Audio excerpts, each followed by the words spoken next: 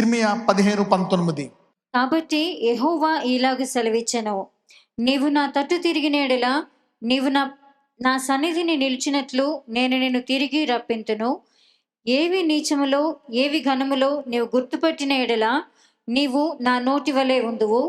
వారు నీ తట్టునకు తిరగవలెను కానీ నీవు వారి తట్టునకు తిరగకూడదు. When God want to renew something, he will renew your words. దేవుడు ఏదైనా నూతన పరిచే ముందు నీ మాటలను నూతన పరుస్తాడు. ఈరోజు మనందరం నాలుకను దేవుడు నూతన పరిచెను గాక. He will renew your words. కీర్తనలు 103:5 చూడండి. Who satisfied their mouth with good things so that the youth is renewed like the eagles. నీ యవ్వనము తిరిగి రావాలంటే అమ్మో నాకు ఈ నొప్పులు వచ్చేసాయి, నా వల్ల కాదు, ఏం చచ్చిపోతా. దేవుడు దాన్ని ఆపేసి నీ నోటిలోకి నేను బాగుపడతాను, నా దేవుని యందు వేచి వారు నూతన మూలం పొందుకుంటారంట అనేటి మాటలు దేవుడు ఇలాగే రెస్టరేషన్ మెసేజెస్ నీ నోట్లో పెట్టి ఏమైనా అనిపించి అప్పుడు దేవుడు నూతనమైన చేస్తాడంట. Who satisfy the mouth with good things so that the youth is renewed like the eagles. ఈరోజు ప్రతి హృదయము దేవుడు తిరిగి ఆశీర్వదించబోతున్నాడు అనేటువంటి విశ్వాసముతో నింపబడిన కాక. May your hearts be filled with this faith words of restoration today. జకర్యా 1:17. నీవు ఇంకను ప్రకటన చేయవలసినదేమనగా, ఇక నా పట్టణములు భాగ్యముతో మరి ఎక్కువగా నింపబడును. ఇంకను యెహోవా సియోనును ఓదార్చును, యెరూషలేమును ఆయన ఇకను కోరుకొను. అప్పుడప్పుడు మనం డిసప్పాయింట్ అయిపోతాం. దేవుడు ఇంకా నన్ను ప్రేమిస్తున్నాడా? దేవుని దృష్టిలో నేను ఇంకా ఉన్నానా ఆ లిస్టులో? Is God considering me? am I in the books, still in the books of God? am I still in his good books? Abraham అనుకున్నాడు, మన దేవుడు మర్చిపోయి ఉంటాడు. సారా ఏకీవించింది, ఏమండి మనకి జరిగేటట్టు లేదు, నాకు అనిపిస్తుంది, మీకేమనిపిస్తుంది అంటే నాకు అలాగే అనిపిస్తుంది. హీ గాట్ లైక్ దేవుడు రమ్మన్నాడు, చేశాడు, ఆహారం ఇస్తున్నాడు, బ్లెస్ చేశాడు, కానీ ఎక్కడో ఈ ప్రాంతంలో మర్చిపోయినట్టున్నాడు. ఏ ప్రాంతంలో? పిల్లలు ఇచ్చే ప్రాంతంలో మర్చిపోయాడు. కరువు వచ్చేసింది, దేవుడు డబ్బులు ఇచ్చేటట్టు లేడు, పద ఐగుప్తు వెళ్ళిపోదాం. నీకు అనిపిస్తుందా అంటే అనిపిస్తుందండి, పద బొటములు డబ్బులు పోతే సంపాదించుకోవచ్చు. భార్య వెళ్ళిపోయింది ఏకంగా. Is a worst loss. కానీ దేవుడు అంటున్నాడు, నీవు ఇంకనూ ప్రకటన చేయవలసినదేమనగా, ఇక నా పట్టణములు భాగ్యముతో మరి ఎక్కువగా నింపబడును. ఇంకను యెహోవా సియోనును ఓదార్చును, యెరూషలేమును ఆయన ఇకను కోరుకొనును. మీ అందరినీ దేవుడు ఇంకా కోరుకుంటున్నాడంట. God is still loving you and wanting you and putting you in his list. పక్కన చెప్పండి, దేవుని ప్రణాళికలో మూలమైన వ్యక్తిగా ఉన్నావు అని చెప్పండి. Talk to your neighbour, say you are in the prime agenda of God. He didn't forget you. అసలు గుర్తున్నా నాకు? అది ప్రైమ్ ఎజెండా అంటే ఏంటి? నా లిస్టులో ఫస్ట్ నీ పేరే ఉంది. ఆమోస్ 9:13-15. రాబో దినములలో కోయివారు దున్నువారి వెంటనే వత్తురు, విత్తనము చల్లువారి వెంటనే ద్రాక్ష పండ్లు త్రొక్కువారు వత్తురు. పర్వతముల నుండి మధురమైన ద్రాక్షరసము స్రవించును, కొండలన్నీ రసధారలగును. రాబో దినాలు కోయువారు దున్నువారి వెంటనే వస్తురంట. అదేంటది? మామూలుగా దున్ని విత్తి వెయిట్ చేసి మొదటి వర్షము, తర్వాత తొలకరి వర్షము, ఆ తర్వాత మొక్క ఎదిగి అప్పుడు వచ్చిన తర్వాత అప్పుడు కోసుకోవాలి. కానీ ఈ దినాలు ఎలాగుంటాయంట? దున్నిన వెంటనే కోసేవాడు వచ్చేస్తారు. అంటే ఏంటి? Your restoration is super natural, quick restoration. నీకు దేవుడు తిరిగి బాగు చేసేది త్వరగా జరుగుతుంది. God is cutting of the delay time for restoration. Super natural. దున్నిన వెంటనే వెళ్ళిపోతాడు కోయవాడు. ఇలాంటి కార్యాలు దేవుడే చేయగలడు. మీకు ఎప్పుడు చెప్తా ఉంటాను, నీళ్లు ద్రాక్ష రసం ఎలా వస్తుంది? మంచి ద్రాక్ష రసం. ఆ ద్రాక్ష రసాన్ని తీసి దాన్ని 10 ఏళ్ళు 15 ఏళ్ళు 20 సంవత్సరాలు దాన్ని అలాగ స్టోర్ చేస్తే ఆ తిత్తుల్లో దాని రుచి, దాని టేస్ట్, దాని మత్తు పెరుగుతుంది. అలాంటి దేశప్రభు వారు నీళ్ళు వేసిన వెంటనే మార్చేమారంటే 20 సంవత్సరాలు 30 సంవత్సరాలు పట్టేది 1 నిమిషంలో చేసేసాడు ఆయన. మోస్ట్ ప్రాబబిలీ 10 నిమిషాలు వేసుకోండి ఆ బాండ్లన్నీ నీళ్లు నింపడానికి. 10 నిమిషాలు.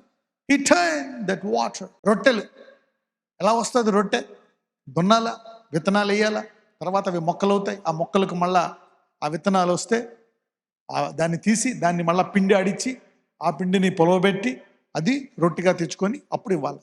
అది ఒక 6 నెలల ప్రాసెస్. దాన్ని ఆయన బుట్ట పట్టుకొని ఆ కొన్నాటిని పట్టుకొని 5,000 మందికి వెంటనే ఇచ్చేసాడు. Super natural bakery. Only God can do such things. అంటే దున్నువాడు వెంటనే ఎవరో చేశారంట? కోయివాడంట. ఇప్పుడు దాకా ఇలాంటి అద్భుతాలు చూడనివారు చూచుదురుగాక. వెంటనే వస్తారంట దున్నువారు. చదవమ్మా 14-15. మరియు శ్రమ నందుచున్న నా జనులకు ఇశ్రాయేలీయులను నేను చెరలో నుండి రప్పింతును. పాడైన పట్టణములను మరలా కట్టుకొని వారు కాపురమొందురు. ద్రాక్ష తోటలు నాటి వాటి రసమును త్రాగుదురు. వనములు వేసి వాటి పండ్లను తిందురు. వారి దేశమందు నేను వారిని నాటుదును. నేను వారికి ఇచ్చిన దేశముల నుండి వారు ఇక పెరికి వేయబడరని నీ దేవుడైన యెహోవా సెలవిచ్చుచున్నాడు. ఈసారి తిరిగి ఇస్తా, కానీ ఎలా ఇస్తాడంట? చాలా అద్భుత రీతిగా ఇస్తారు. Somebody will tap into miraculous restoration. 78:65 ఇక్కడ ఏమవుతుందంటే, తన ప్రజలే, తన విశ్వాసులే, ఇజ్రాయేలీల ఎడారిలో కోపం వచ్చి ఆయన వాళ్ళని కొడతాడు, తిడతాడు, ఇబ్బంది పెడతాడు. ఎందుకంటే ఆయన ప్రజలు. ఆయన కొట్టి తిట్టి ఇబ్బంది పెడి ఆయన పడుకుని పోతాడు. అంటే పడుకోవడం అంటే ఇంకా అలుగుతాడు కూర్చొని. అప్పుడు ఈ వచనము దేవుడు మాట్లాడతాడు. 65 చదవండి. అప్పుడు నిద్ర నుండి మేల్కొని ఒకని వలెను, మధ్యవశుడై ఆర్భటించు పరాక్రమశాలి వలెను ప్రభువు మేల్కొనెను. అంటే ఇక్కడ భక్తుడు, ఈ రాసిన భక్తుడు ఆసాపు స్టైల్ చెప్తున్నాడు అనమాట. స్టైల్, నిద్ర నుండి మేల్కొని ఒకని వలెను, మధ్యవశుడై ఆర్భటించు పరాక్రమశాలి వలెను ప్రభువు మేల్కొలెను. ఇంగ్లీష్లో చూడండి. Then the Lord awakened as one out of sleep, and like a mighty man that shouteth by reason of wine. Why did God shout and woke up like this? తన బిడ్డలు కొట్టేశాడు, మీరు సరిగ్గా లేరు అని. సడన్ గా లేచి వారిని ఎవరికి అందనంత ఎత్తుగా ఎవరు ఆశీర్వదించారు రీతిగా వారిని ఆశీర్వదించేశాడంట. తర్వాత the Lord is going to restore you with a shout. చూడండి, a shout is not common. Whenever God shouts, it's not common అని చెప్పండి. పక్కన వాళ్ళు చెప్పండి, దేవుడు అరిస్తే అది సామాన్యమైంది కాదని చెప్పండి. ఆయన సిలువ మీద ఒక గట్టి కేక వేస్తాడు, ఇది సమాప్తమైంది.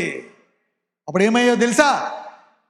సమాధులు పగిలిపోయాయంట. And God shouts, graves were broken. ఎవరు లేచారంట? 2000-3000 సంవత్సరాల నాటి ప్రవక్తలు లేచారంట. ఆయన ఆర్భాటముతో వస్తాడంట, మేఘారుడై బోర ఊదినప్పుడు ఒక కేక వేస్తాడంట. అప్పుడు ఏమవుతాయో తెలుసా? ఆదాము నుంచి ఇప్పుడు వరకు చనిపోయిన అందరూ లేచిపోతారంట. అయితే అందులో క్రీస్తునందు మృతులు మొదట లేస్తారు. This is how God does when God shouts. దేవుడు తన స్వరాన్ని గట్టిగా ఎత్తి ఆయన అరిసిన, విడుదల చేసిన, దట్ ఈస్ సంథింగ్. అది గొప్ప అద్భుతానికి త్రోవ తీస్తుంది. అందరూ చెప్పండి, దేవుని యొక్క గొప్ప స్వరము గొప్ప అద్భుతానికి త్రోవ తెరుస్తుంది అన్నాడు. Yeah, when God shouts, here it says that, then the Lord awaked as a one out of sleep, like a mighty man that shouted by reason of wine. అప్పుడు నిద్ర నుండి మేల్కొని ఒకని వలెను, మధ్యవశుడే ఆర్భటించు పరాక్రమశాలి వలెను ప్రభువు మేల్కొనెను. వారు శిక్షించి వాడిని కొట్టేసి వాళ్ళు బాధపడుతున్నారంట, మూలుగుతున్నారంట. ఊరుకోండి, మీరు చేసిన ఎన్నిసార్లు ఎంత మీరు మారరు అనే టైపులో ఆయనకి ఏదో కోపం వచ్చి ఎక్కడో ఉన్నారు. తర్వాత మళ్ళీ సడన్గా లేచి వాళ్ళందరినీ దేశమందు ప్రపంచంలో ఉన్నతమైన ప్రజలుగా చేసేసాడు. ఇవన్నీ చెప్పిన తర్వాత గాడ్ ఈస్ టెల్లింగ్, ఇవన్నీ కూడా ఇందాక నేను మొదటి వారము నార్మల్గా చెప్పాను, ఇప్పుడు నేను నా అరుచి మరి చెప్తున్నాను అంటున్నాడు దేవుడు. Now God is shouting. అంటే ఏంటి? ఏసైతే సమాధి అయిపోయింది అనుకున్నావో అది కూడా దేవుడు బయటికి తీయబోతున్నాడు. టుడే ఈ వాక్యం విన్న వాళ్ళందరికీ ఆయన గొప్ప స్వరముతో గొప్ప విషయాలు తిరిగి ఇవ్వబోతున్నాడు. Is going to give you great things. నజరేయుడైన యేసయ్య, నీవు మాట్లాడు దేవుడవు నాయన.